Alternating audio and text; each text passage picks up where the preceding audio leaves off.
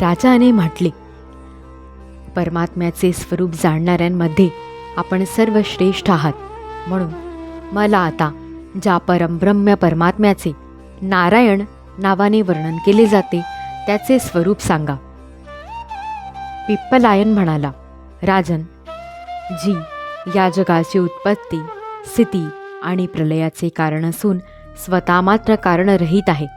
स्वप्न, जागृती आणि सुषुप्ती या अवस्थांमध्ये तसेच समाधी अवस्थेसुद्धा साक्षी रूपाने विद्यमान असते, जिच्या सत्तेनेच शरीर, इंद्रिये, प्राण आणि अंतःकरण ही सर्व चेतन होऊन आपापली कामे करतात, त्याच परमसत्य वस्तूला नारायण समजावे.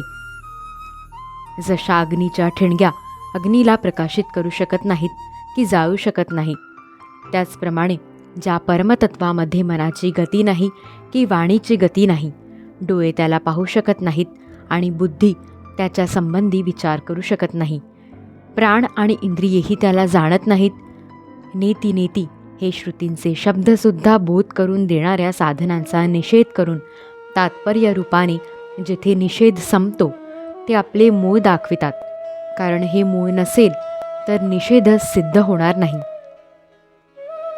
जेव्हा सृष्टी नव्हती तेव्हा केवळ ते एकच तत्व होते. सृष्टीचे निरूपण करण्यासाठी त्यालाच सत्व, रज, तमात्मक प्रकृती म्हटले गेले. परत त्यालाच ज्ञानप्रधान असल्यामुळे महत्त्व, क्रियाप्रधान असल्याने सूत्रात्मा आणि जीवाची उपाधी असल्याने अहंकार म्हटले गेले.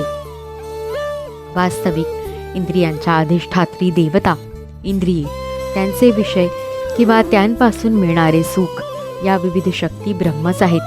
तात्पर्य, जे काही कार्यकारण आहे ते सर्व, तसेच त्याच्या पलीकडे जे काही आहे ते सुद्धा ब्रह्मच आहे. आत्मा ब्रह्मरूप असल्यामुळे कधी जन्म घेत नाही की कधी मरत नाही, कधी त्याची वाढ होत नाही की कधी त्याच्यात घट होत नाही. परिवर्तनशील सर्व अवस्था व पदार्थ यांच्या तिन्ही काळांचा तोच साक्षी आहे. सर्वांमध्ये नेहमी अविनाशी असा तो आहे. जसा प्राण एकच असूनही निरनिराळ्या ठिकाणी असल्याने त्याची अनेक नावे आहेत, त्याचप्रमाणे आत्मा ज्ञानस्वरूप व एक असूनसुद्धा इंद्रियांमुळे अनेक भासतो.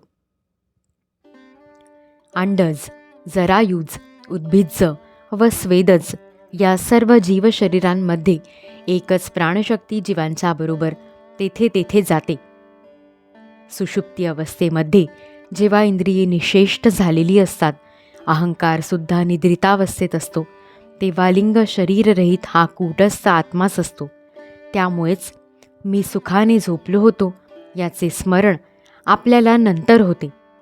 भगवान कमळनाभांच्या चरणकमलांची प्राप्ती करण्याच्या इच्छेने जेव्हा तीव्र भक्ती केली जाते, तेव्हा तीच भक्ती गुण आणि कर्मांनी उत्पन्न झालेले चित्तातील सर्व दोष जाळून टाकते. जेव्हा चित्त शुद्ध होते तेव्हा आत्मतत्वाचा साक्षात्कार होतो. जसे डोळे निर्दोष असल्यास सूर्याच्या प्रकाशाची प्रत्यक्ष अनुभूती येऊ लागते.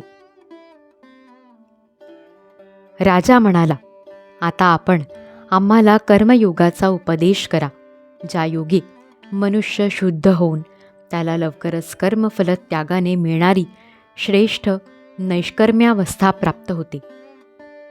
हाच प्रश्न एकदा मी माझ्या वडिलांजवळ असताना सनकादी ऋषींना विचारला होता, परंतु सर्वज्ञ असूनही त्यांनी मला माझ्या प्रश्नाचे उत्तर दिले नाही. याचेही कारण आपण मला सांगावे. आविर्होत्र म्हणाला, राजन, कर्म शास्त्रविहित, अकर्म निषिद्ध आणि विकर्म विहित कर्माचे उल्लंघन ही तिन्ही कर्मे फक्त वेदांद्वारेच जाणली जातात. लौकिक व्यवहारातून यांचे स्वरूप ठरवणे योग्य नाही. वेद अपौरुषेय ईश्वररूप आहेत, म्हणून त्यांचे तात्पर्य विद्वानांनाही कळत नाही.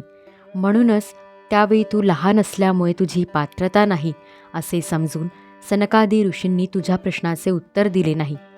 या वेदांचा मुख्यार्थ वेगळा आणि तात्पर्य वेगळे असते. कर्मबंधनातून मुक्त होण्यासाठी हे कर्मच करावयास सांगतात. जसे लहान मुलाला मिठाईची लालूच देऊन औषध दिले जाते, त्याप्रमाणे हे अज्ञानी लोकांना फळांचे प्रलोभन दाखवून कर्मांमध्ये प्रवृत्त करतात.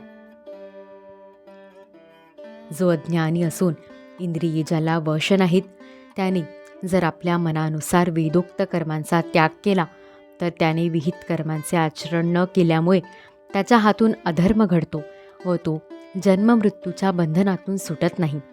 म्हणून जो वेदोक्त कर्मांचेच अनुष्ठान करून त्यांच्या फळाची इच्छा न धरता ती भगवंतांना समर्पण करतो, त्याला कर्मांच्या निवृत्तीपासून प्राप्त होणारी ज्ञानरूप सिद्धी प्राप्त होते.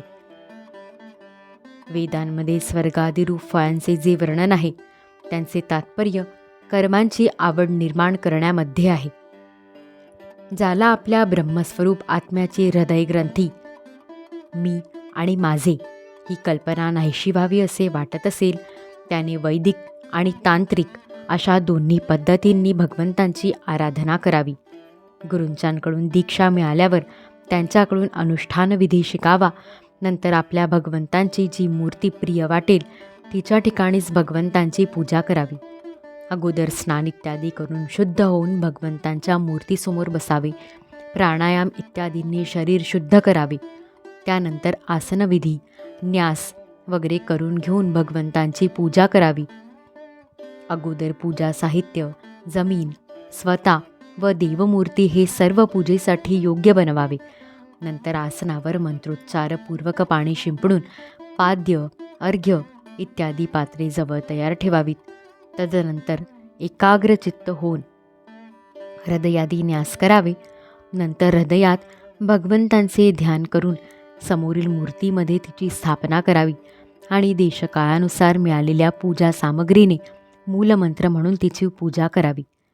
त्या उपास्य देवतेच्या मूर्तीची हृदयादी अंगे, आयुधादी उपांगे आणि पार्षदांसहित त्यांच्या मंत्रांनी पाद्य, अर्घ्य, आचमन, स्नान, वस्त्रे, अलंकार, गंध, फुले, अक्षता, माळा, धूप, दीप, नैवेद्य इत्यादींनी यथासांग पूजा करावी.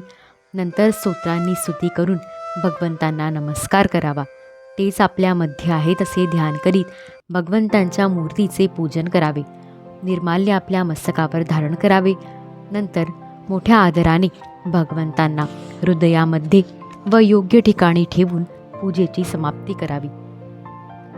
जो मनुष्य अशा प्रकारे अग्नी, सूर्य, जल, अतिथी आणि आपल्या हृदयामध्ये आत्मरूप श्रीहरींची पूजा करतो तो लवकरच मुक्त होतो. अध्याय 3 समाप्त. इति श्रीमद्भागवते महापुराणे पारमहंस्या संहितायामेकादश स्कन्धे तृतीयोऽध्यायः.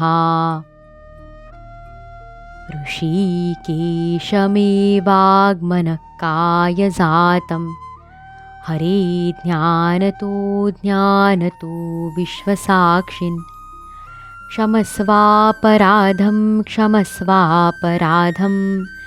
क्षमस्वापराधं प्रभो क्लिन्नचित्त.